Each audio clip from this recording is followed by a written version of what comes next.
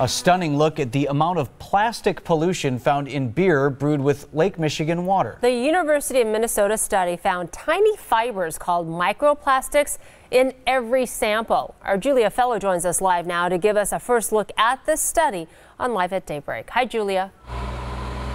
Good morning to you, Vincent, Susan. Microplastics are very small. They're less than 5 millimeters long, and researchers wanted to know if they could be found in our Great Lakes and eventually make its way into beer that sources its water from it.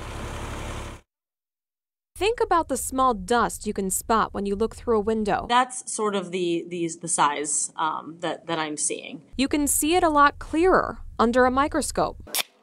Mary Kasuth discovered through her research as a graduate student at the University of Minnesota, there are plastic particles in our Great Lakes tap water and the beer brewed with it. What are you concerned about? Plastic itself also has additives. There are UV stabilizers, colorants.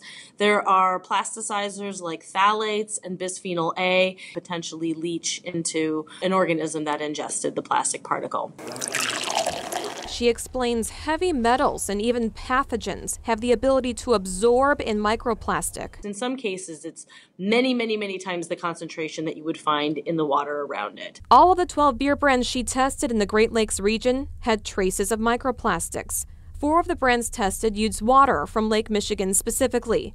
She found about 3 microfibers per liter in the 3 samples that were taken from each brand.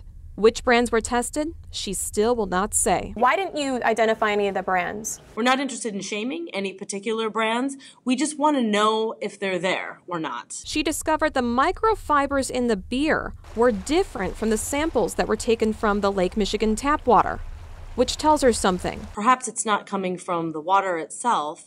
Perhaps it's coming from somewhere along the process, maybe some of the raw materials that are being purchased, or maybe the clothing that the workers are wearing, or some other source. So she hopes to do more research, and she wants to reach out to the brands personally, show them her findings, and offer ways to prevent those microfibers and microplastics from making its way into their beers. She says even a brewery in Duluth is calling her and asking if they were in her tests. Reporting live along Michigan's lakefront, Julia Fellow, today's TMJ4. So interesting, Julia. Thank you.